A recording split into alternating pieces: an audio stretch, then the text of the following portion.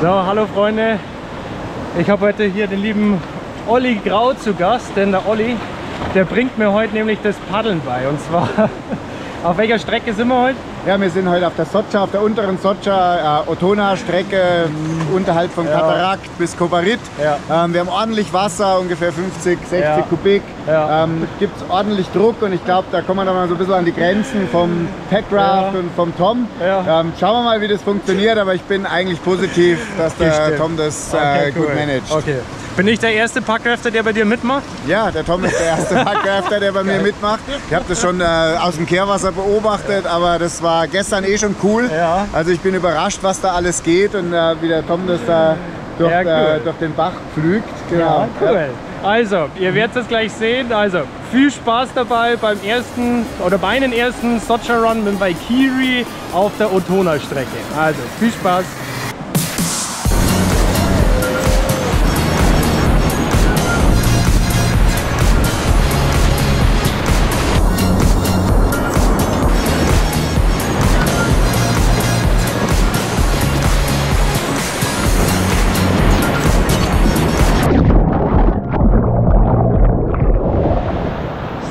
Also, wir sind jetzt hier am Einstieg bei Otona und ja, ich bin jetzt schon ein bisschen aufgeregt. Also wenn der Sion Crockford Lazara dabei ist und auch der Olli Grau, ja, und ich hier mit dem Valkyrie fahren muss zum ersten Mal auf der Strecke. Also ich muss sagen, mir geht schon ein bisschen die Düse. Und ja, ihr habt den Trailer ja schon gesehen, das heißt, ihr wisst, was mich erwartet, aber ich selbst weiß es ja noch nicht. Ich bin es ja noch nicht gefahren. Also ich bin echt gespannt, wie der Tag heute wird. Das ist auf jeden Fall, glaube ich, so mitunter die größte Challenge, die ich jetzt im Packraft je gefahren bin. Also ich bin richtig gespannt, was der Tag heute alles so bringt. Also, viel Spaß. Okay, so today I think we talk a little bit about strokes and stroke placing. One thing I mentioned yesterday is that you guys try avoid using the backside of the blade. Yeah. You know, and the question is, when does it make sense, you know, to use the backside of the blade? Most of the time, when the current comes from the front. Why? Because the basic situation, we go out in a ferry glide. Yeah. Yeah? If you establish a ferry, at one point you reach what is called like a stable or fixed ferry angle. Yeah. You know, often you go out into the current, you have to fight a little bit, you know, and then it becomes easier to maintain that angle 1 o'clock. So if you want to stop, you know, the ferry glide and start turning downstream, what can you do? Which strokes would work? And we're going to look at all of them and see what the advantages and disadvantages are. So we are at 1 o'clock. We're in a stable ferry angle and we want to turn the boat to the right. Which stroke would work? Go race right side. Yeah? Show me how it looks. Yeah. No, just stay here please. Yeah, perfect. All right. Yeah. Okay, what else would work? What are the alternatives? Sweep stroke left side. Yeah, okay. on the other side. Yeah, that would work. You know, but what's the disadvantage of the sweep stroke on the left side? It's your contrary edge to what you need. Yeah, if you're edging like to the stroke on the left and you start turning, the current will accelerate you and you have the wrong edge. You know, so if you commit to the stroke with your weight and you're edging to the left, you get Oberwasser. Oberwasser. And that will capsize you. So it's not the best idea. The other thing is with the sweep stroke, you're not as fast as the current. The fast current shoots underneath you with high speed, and your sweep stroke is with the current. So it's not very efficient. And so you need a really fast pedal really stroke. Fast stroke. It's like, you know, you're going 10k on your bike and you try to push forward on on a whatever rock or something. On tree. It's the most unstable situation in whitewater is when you have to stop pedaling for whatever reason. You know, while we accelerate, you know, like we have lots to hold on. We have a lot of pull on the pedal and we're very stable because there's, you know, big resistance on the pedal. Once we are fast, you know, the resistance decreases. And sometimes we need to wait. We need to we need to decelerate, slow down. You know, and slowing down is the most unstable thing you can do in whitewater. Yeah. And slowing down, if you imagine on the lake, you have accelerated, you're faster than the water, you're gliding on the water. And when you slow down and you need to control that slowing down, you know, it's the same as when the current comes against you. And you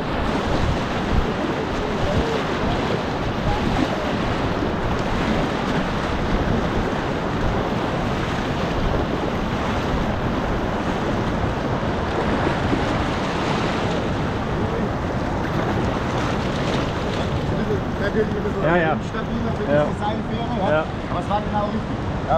Use your head for the pre-rotation. So when you do the last forward stroke, rotate to the side and look to the rock, look downstream. That helps you, you know, twisting down. Jetzt kann auch den Abstand zwischen den beiden Steinen besser einschätzen. Ja. Das ist nämlich schon halt, das sind schon 3-4 Meter Abstand. Ja. Ja, und wenn wir uns nähern, ja, dann wollen wir auch wieder halt so versuchen, in der Innenkurve entlang fahren. Ja. Ja, und dann schaust du irgendwann mal rein in die Rampe und wenn du merkst, hey, ich bin zu weit rechts, nach links kommen ist kein Problem. Ja. Ja. Dann fährst die Rampe, versuchst ein bisschen Geschwindigkeit, aber eigentlich siehst du deine Linie jetzt schon. Ne? Du willst da drüben nach rechts bis Kerber. Ja.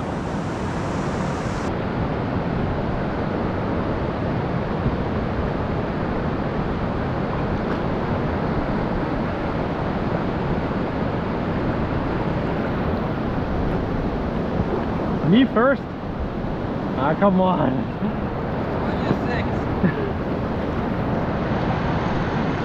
Don't worry, the boat knows what to do.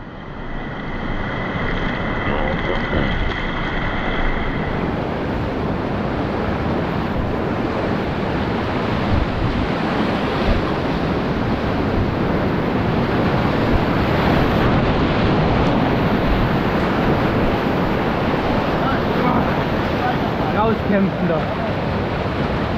Ja, one swimmer.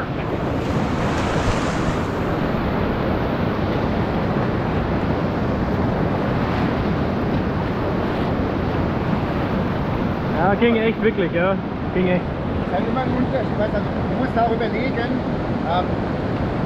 Wellen sind auch dann kräftig, wenn es hinten dran nicht so richtig runtergeht. Ja. Wenn die Welle erhaben so steht, weißt, dann ja. Aber wenn sie so steht, weißt, je mehr Wasser hinten dran ist, desto mehr wird sie bremsen. Ja. Also, ganz schlimm ist halt eine Welle, weißt du, wie Tahiti, Chapu, sagt das was? Ja, sagt genau, was. Da hast du das Gefühl, da faltet sich der Ozean drüber. Ne? Ja. Es ist nicht so, dass die Welle kommt, sondern es sinkt vorher. Das ist wirklich. Das ist halt auch, weißt du, wenn die hoch steht, dann wird die nicht sehr stark sein. Ja. Genau.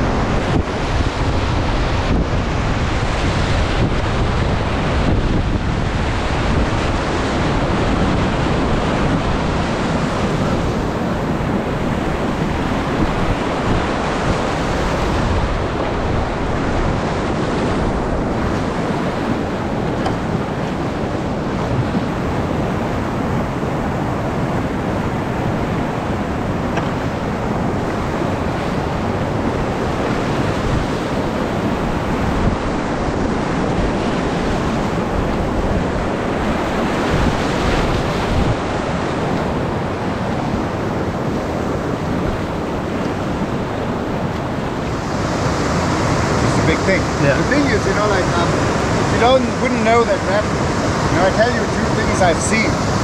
Like about 30 meters down, there's a big fucking ass coral. Nobody of you has seen it. No. And it's not there at lower water either. Oh, but it's a fucking big ass coral. And nobody, you can see it from there when you approach, but nobody looked. So it's important when you go down in the river and open your eyes, you know. On the approach to the last eddy, you often see more than you see from the last eddy. And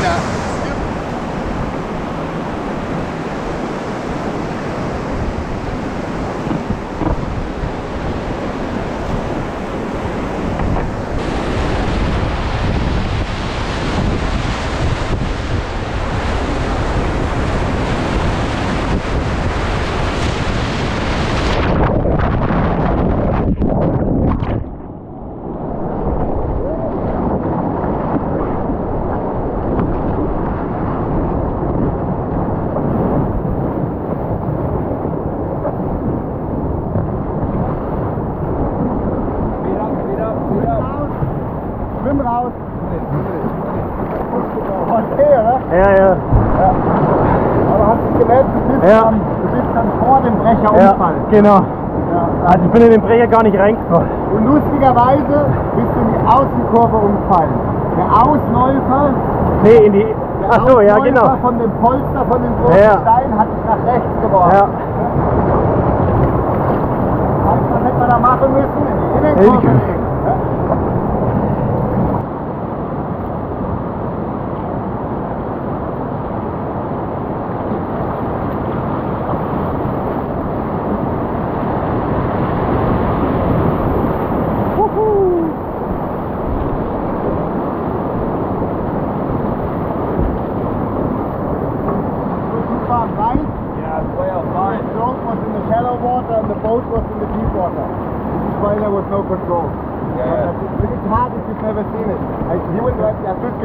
Ja, wie das Wasser gezogen hat.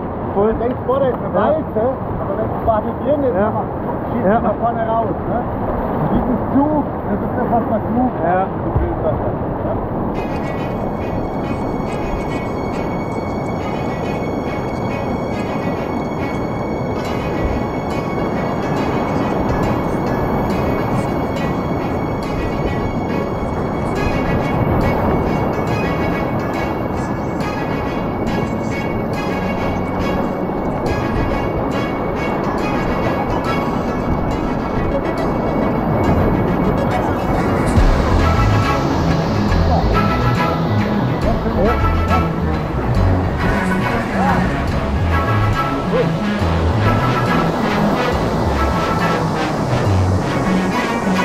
Holy shit, ewig langer Katarakt und nicht wirklich gescoutet. Ja, das wird jetzt mal was. Ja.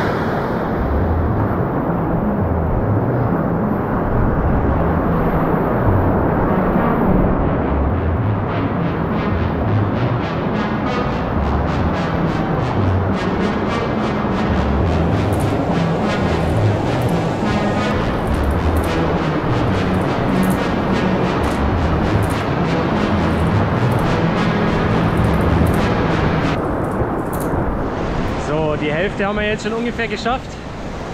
Machen wir mal noch eine kleine Pause von der ganzen Schwimmerei. Und ja, dabei wollen die anderen Kajakfahrer alle mal im Waikiri fahren. Die sind nämlich schon ganz neidisch drauf. Nee, sind sie nicht. Sie wollen es einfach mal ausprobieren. Und ich werde immer so müde belächelt, wenn ich mit Backkräfte herkomme. Naja, lass mal denen ihren Spaß.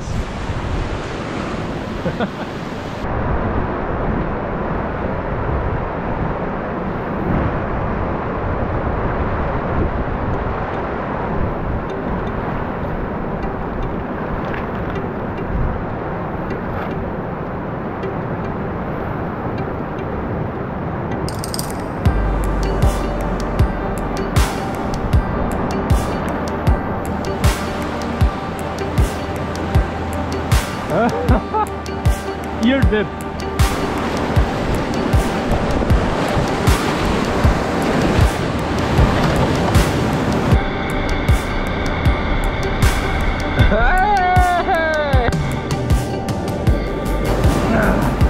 too late. Okay, Ja. Ja. Aber ich war, ja, falscher Winkel. Ich hätte mir nach links rüber müssen.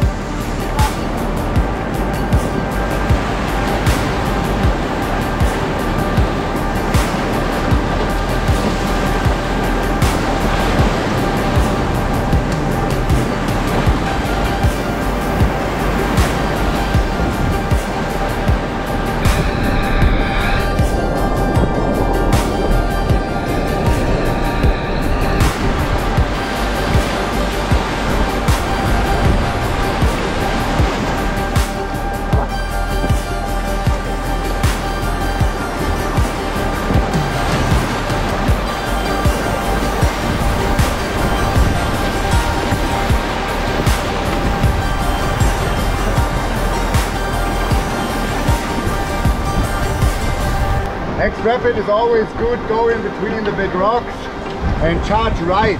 There's a big eddy on the bottom right of the rapid. At higher water like now, you can move off the right side of the pillow rock.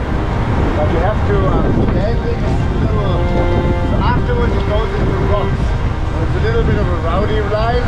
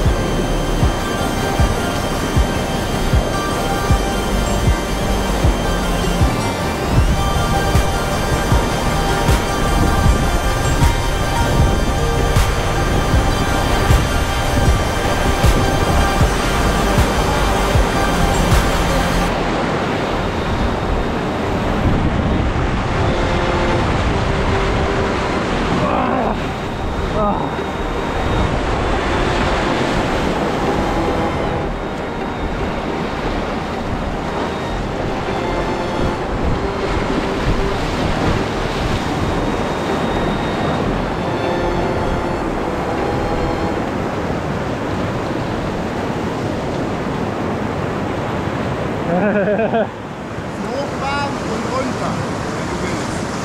Und von da oben links Anlauf, Polster hoch, rechts und links runter. Okay. Ja? Das ist eigentlich safe. Eigentlich.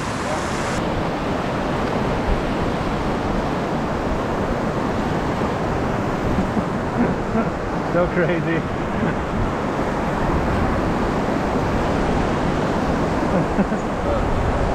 What's gonna happen is I roll again. Yeah, you too, and I swim again.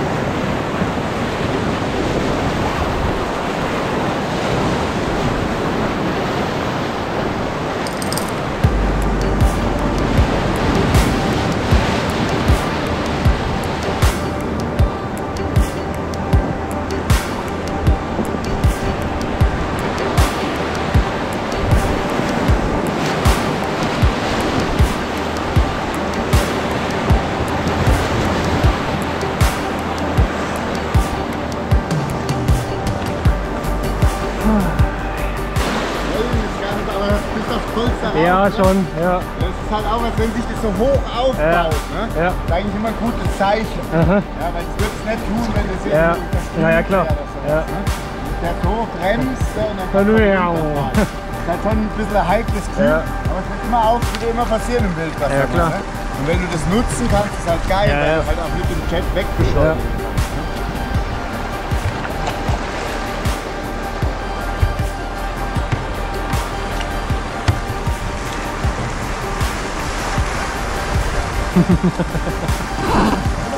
Looks so easy, but it's fucking hard.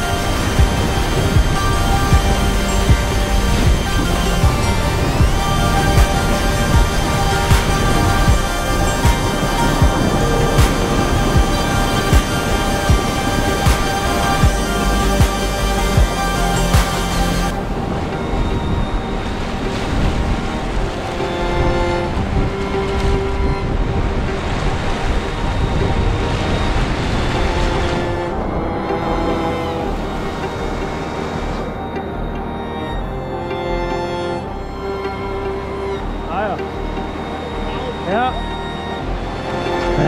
Also wir haben es geschafft, die Strecke. Ja, ich hatte 2 Schwimmer.